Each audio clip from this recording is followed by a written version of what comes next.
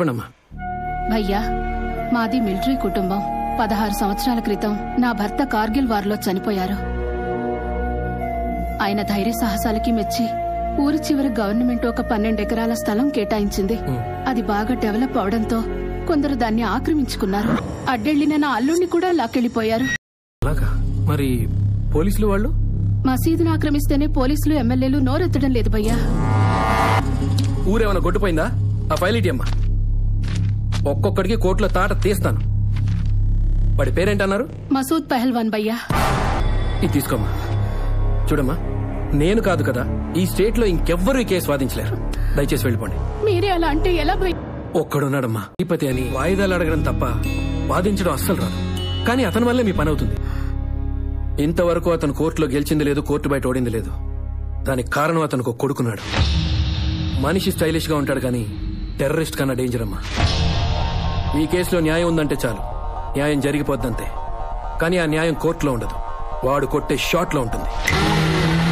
ఒక్కసారి దిగితే political leader అయినా సరే, రౌడీ షీటర్ అయినా సరే, లా అండ్ ఆర్డర్ అయినా సరే, ఢీ కొట్టాలన్నా పడగొట్టాలన్నా వాడే సరైన.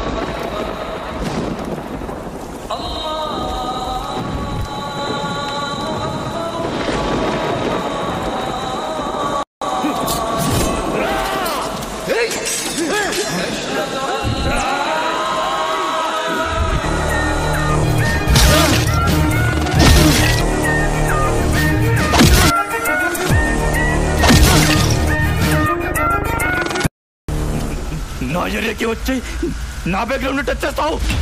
బ్యాక్గ్రౌండ్ నీ మీద దెప్పట్టా నాపిందా? నువ్వు కింద పట్టా నాపిందా? నీ గోబ్బాలు కొట్టా నాపిందా? బ్లడ్ రాటా నాపిందా? ఎంత బ్యాక్గ్రౌండ్ ఉన్నోడైనా దెబ్బ పడితే అబ్బా అనాల్సిందే. నెప్పుకి ఏజ్తో ఇమేజ్తో సంబంధం లేదు. బ్యాక్గ్రౌండ్ చెప్తే కన్నా మెంటల్.